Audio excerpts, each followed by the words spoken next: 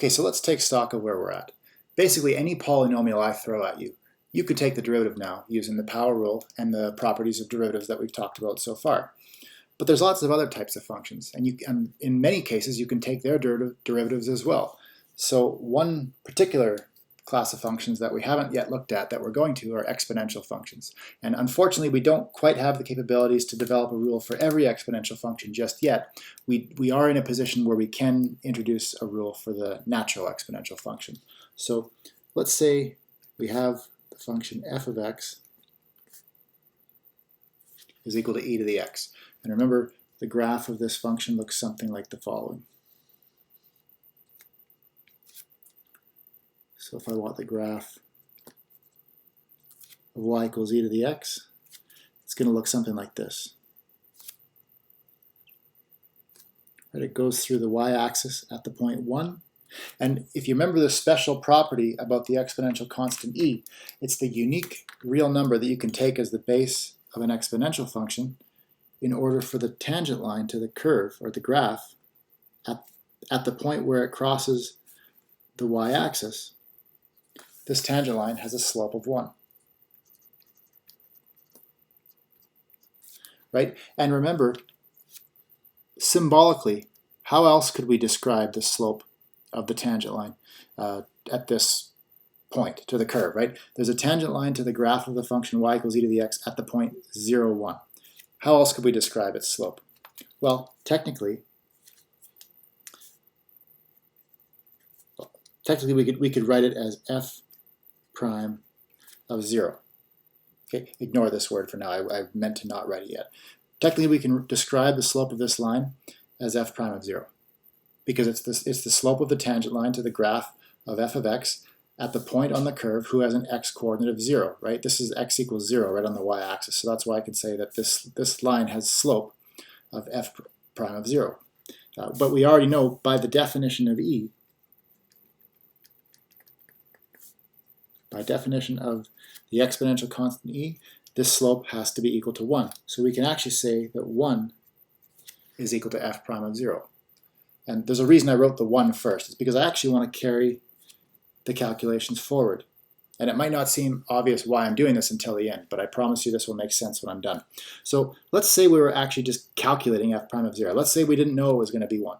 Let's say we'd forgotten that the definition of the exponential constant implied that this tangent line has a slope of 1. Let's say you forgot that. Well, then you might use the limit definition at the point 0. And you'd say, okay, well, this is the limit as h goes to 0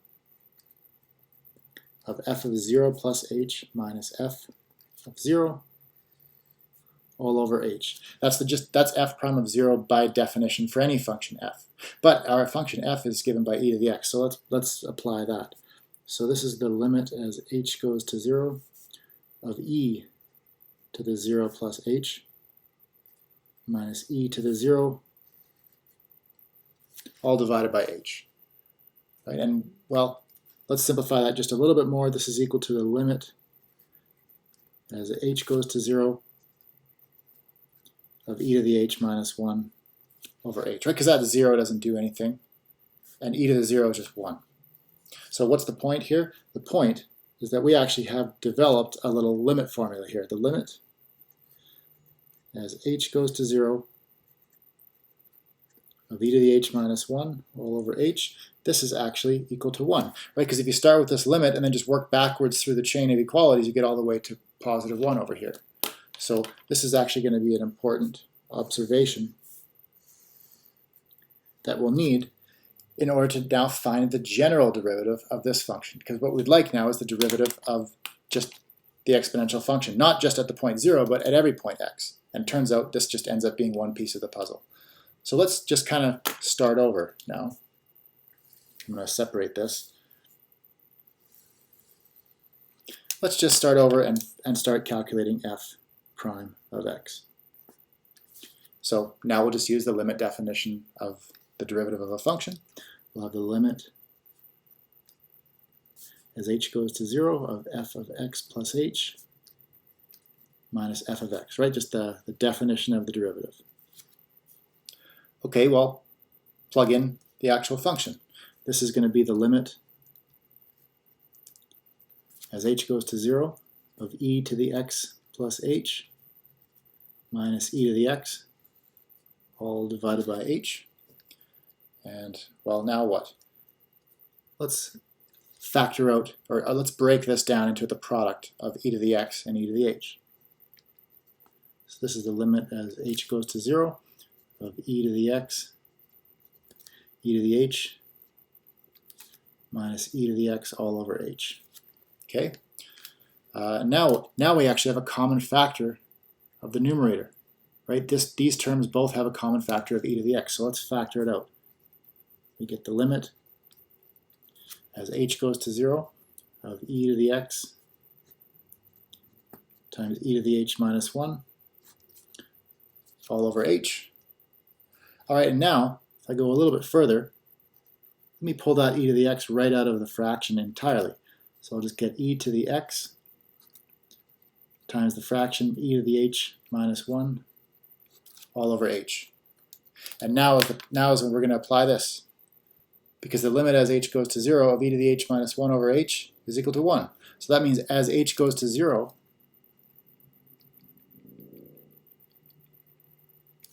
this is approaching 1. So what that tells you, then, look, and e to the x, I mean, it's not a constant because x is a variable, right? But as far as this limit is concerned, this limit only knows about one variable, and that is h. So as far as this limit's concerned, e to the x is not changing. It's a constant value. So really what's going to happen is this is just going to give us e to the x. Now, that's a little bit unexpected, actually. To say that f prime of x now is e to the x. I mean, wasn't that the function f of x is equal to e to the x? This is surprising, or it ought to be surprising, because how often does that happen? You take a derivative and you end up with the same function you started with. There's not too many cases where that happens, relatively speaking. Right, and here's what that's saying. That's actually saying, like here, for example, look at this point. What do we say the slope of the tangent line is here? We said the slope is 1. What's the y-coordinate of that point? Also 1. Not a coincidence. If I took any other point on this curve, let's say I took a point up here. There's a tangent line at that point. Right? If I get the ruler out, it's probably something like that line there. I won't draw it because I don't want to mess the picture up, but the tangent line might be looking like something like this. Whatever that slope is, it's going to be exactly this value, whatever the y-coordinate of that point is. That's because the slope of the graph at the point x is e to the x, but the value of the function is also e to the x. So at every point, the y-coordinate is equal to the slope of the tangent line at each point. That's pretty surprising. Not many functions have that property. So e to the x is a very special function for that reason. So we now have a derivative formula, and this is actually fairly cramped, but we can fit in a rule here. Let's write it at the top of the page. So here's the summary. Here's the important part of what we just talked about. If you take the derivative with respect to x of the natural exponential function e to the x, you just get e to the x back. So that's another, you can add that to your list of functions that you now have a rule for the derivative. Okay, so that's a pretty nice rule as far as derivatives go. If you have the function e to the x and you want to take its derivative, just do absolutely nothing and you're already done. That's really what that rule says. So let's look at a couple of examples of how we can incorporate this into problems that we've faced so far. So just another couple of functions where we want to find their derivatives. Right? So here's a function f of x. We've got f of x is defined to be e to the x plus the cube root of x. Let's first write f of x with a fractional exponent. It's a good way to deal with these situations. So we'll go e to the x plus x to the 1/3. We're just setting ourselves up to use the power rule, because now you can write f prime of x, and then we'll just differentiate each term separately. So e to the x, what's the derivative of e to the x? We just did it up here, right? The derivative of e to the x is just e to the x. So we don't have to do any work for that first term. Our first term, we're just going to have e to the x. Okay, and then what about the derivative of x? Well, the derivative of x is just 1. We talked about that already too. So our second term is just going to be 1. And our third term will be the derivative of x to the 1/3. So we'll do the power rule on that one. We've actually seen this one before as well, but the power rule gives you 1/3 x to the negative 2/3. And just like we did in the past, since our function was given in radical notation, let's convert this back into radical notation as well. So we're going to have e to the x plus 1 over 3 x to the 2/3. And then we can write this as e to the x plus 1 over 3 times the cube root of x squared. And that's the best way we can write our answer. Okay, and then what about our second function here? So we've got g of x is equal to x to the 10 minus 2e to the x. So let's work out g prime of x here. So the first term, x to the 10, take its derivative using the power rule, and you're going to get 10 times x to the 9. And then our second term, we've got minus 2e to the x. Well, that 2 is just a constant multiple, right? So we can say, let's do what we did before. Minus 2, draw a bracket, and then now we can just completely forget about that 2 now and just focus on the underlying function e to the x and take its derivative. And just like we did it before, right? Just a reminder, derivative of e to the x is just e to the x. So that means we're just going to put an e to the x here, and we're done. But let's just clean it up one more step so we don't have those brackets, because normally you wouldn't write that. I wrote those down just for the purpose of organizing the answer when we calculated our derivative and kept track of the multiplier, but now that we've got it, we don't need those brackets. So let's just say minus 2 e to the x. And there's nothing wrong with just leaving it exactly like that. That's your g prime of x. Okay, so now at the end of this section, what you really have is you can calculate the derivatives of any polynomials, anything involving a combination of a polynomial and a natural exponential function through addition or subtraction, and then also any radical. Right? As long as it's just an x inside, or whatever your function parameter is, if it's any radical at all, you can handle that as well, simply because you can convert it to a fractional exponent.